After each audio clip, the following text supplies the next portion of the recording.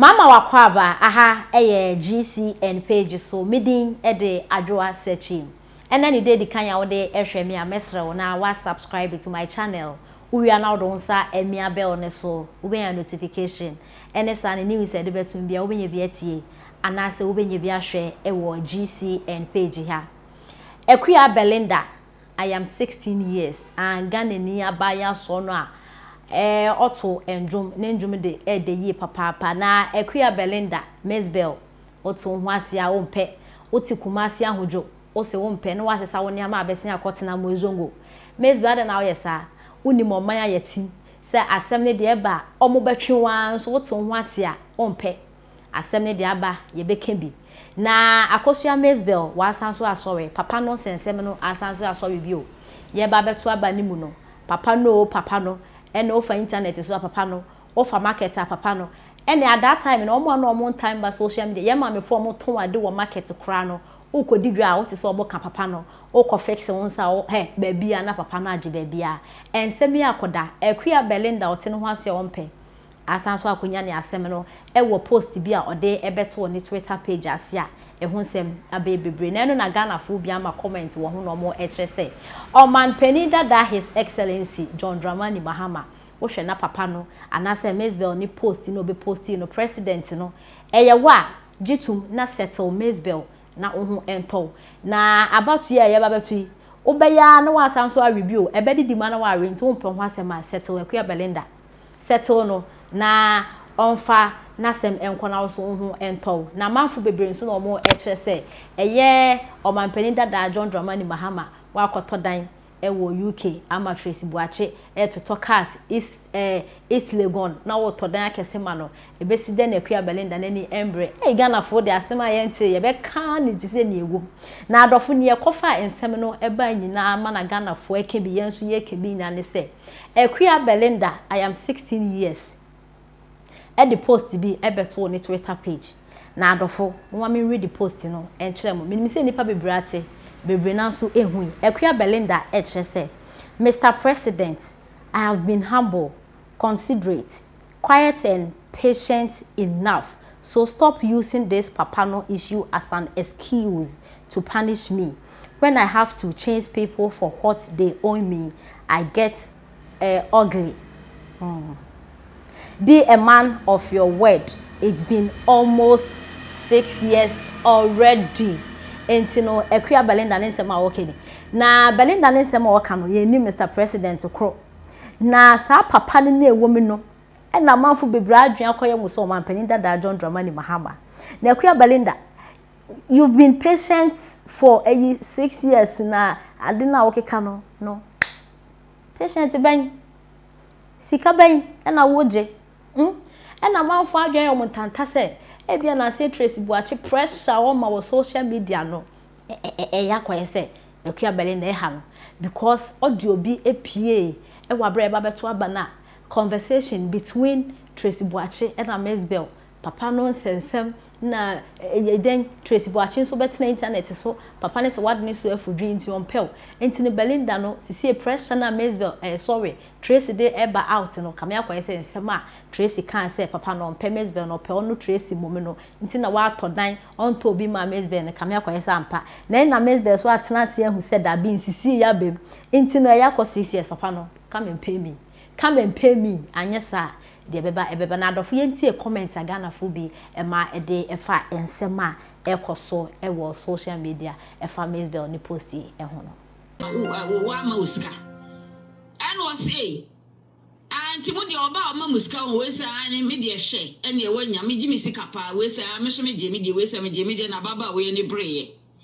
and what try say wo beteta akoi na baby obehwe ni mu bia wone ne de enti emre etwe mu bebrebe abesen ko unexpectedly da kra baba we enam kromu akwa akoto ade woni akoi ni mu de satrata no ko du no na dwuma wodi di no pa ma manfo betwa wo ehia ye no so wan fere o wo yi ni hu adi se na dwuma wo ye ni na akoi ni na beda wantua ne ka na wo bo na attack daddy Fred enya sam ketwa sa video na che Some reason who are missing the bro, Mr. Miss Lisa, and I'm saying, so I can't cray. Woman didn't do mamma be by around the Besha, where you move on Bono Bruno, so one with this kind of my baba one. Wow. Since I've been there, across you. Mzbel, Niabre, what it up a payache. Well, once I've paid in the second Jananka, and we are since one can say which way you were bonny. And he says, see, there was so about out. No other kind of bush was him. So I was saying him, yes, my abba. Papa, no.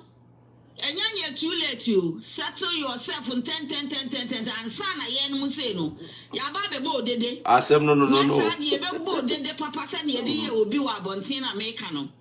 Settle yourself as soon as possible.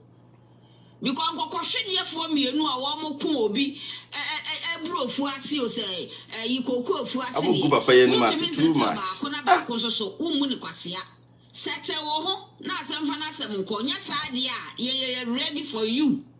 It's not what you used to gun is Cadia did some swatch. What your mamma slave queens at Chagana for Sika in your botomusika? Well, I'm not surprised anyway. No wonder. Says I will not for phone your papa. What not for me, Doma, what not for me smart, Captain Smart. So I'm not surprised. So I'm in our DJ and Guasia and Guasia Fui. Aquabo, me mama quaba. Settle her and be free. So I'm passing about fire or dear. Settle her and be free. Now we'll go when you must say, I will Ghana ho. When I was not pack when you also better than a beauty. The markers are Ghana for a way and cost room. Said Diabin, I was one, Papa. Managing free when you saw. They and Jimmy said, Binuma, we do it, you know. That give me that say. That's it. Mzbel cry, who harding too much. That who harding, sir. Why? Mzbel, what is the problem? Hello. Good evening, Daddy Fred. I promise you. I promise you, pa. I said, look at you. That one feel looking you. Oh, yeah, that's it. And it's your pa. That's it. It's your biasa. Our platform, no do. Birthday ni audio ya we. And we are say, sir, if you are concerned, go away. If you want now, on him, no way to my full plane. After Goose, count. I can't do German for was cadet. And they can't call me ye. That's why you're clean. If I didn't know what this song could tell, way. It's no way. I don't mind now, Yavapo, Sabia, or Yavapa. Our every dress in the man. It took me, Papa. But I know, yes, I will look at the bar. All part door, palm wedge and a car. On your palette. The best was Cassanadi, Ebejo, the best and the Fuazi. Well, I'm such a wish can I didn't make a dean. Chelsea. Corruption, corrupt on him now. Here for 1 night. I get the job being was can. What's the Kaya, the Eddie? Never not a baba when that Raman. Mercy. Honor him, you are by now, or you're him man. Eh? One member ye will know him no ya papa. Or be a lady. Or you may or come from an outdoor or candidate. Or be alone who done an outdoor 9 years. Hey, so dear. Good morning, Patronette saying Florence me. And I say I want to name kind of audios, me who say number no and one. Papa didn't watch you. Who said I say Tracy Boakye over Germany were better than wa. Na Mzbel so onye bi no. I sense Cecilia be more. It's a man so near break. Papa was semo. Na this for na no mo fi say so we better ke mama pe no mo de be Kufuado so. Omo ye fi say Kufuado nyame adom.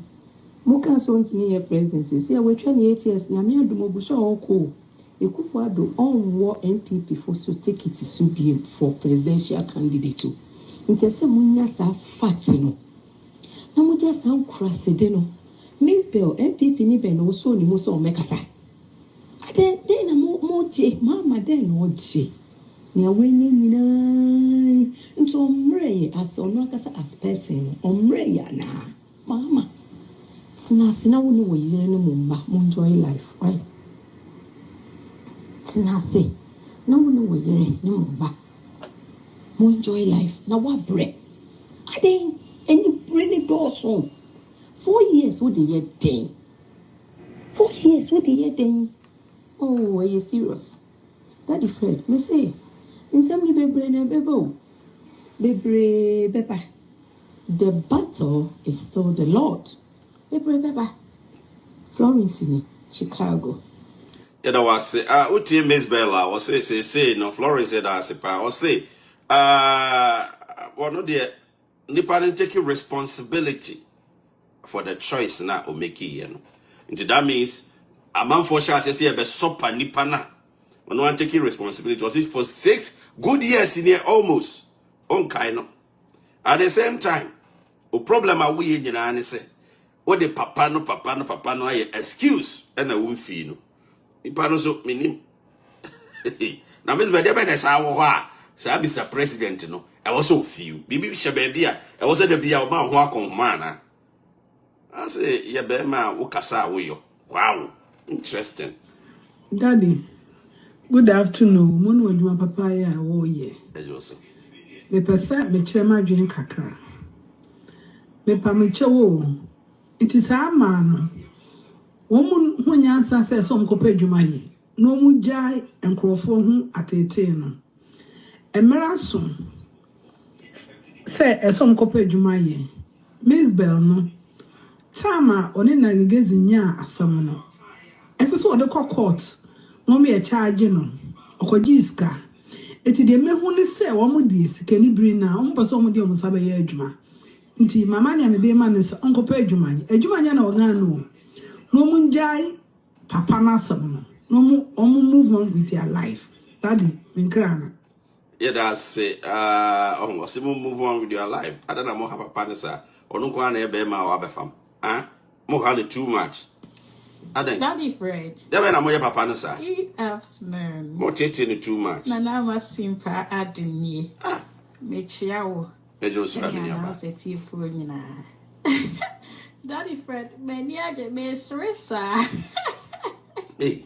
I said Daddy Fred, I say we eya homete. Wo eya homete. E ma mienu. E na aja. Ye kwakotali obi ade ho. Na fe ba kwa jen monyam sei. Ba ko chese ye de eyi attention ni nyina ma ba ko. Meanwhile, yes sister Mzbel no na koye penny o.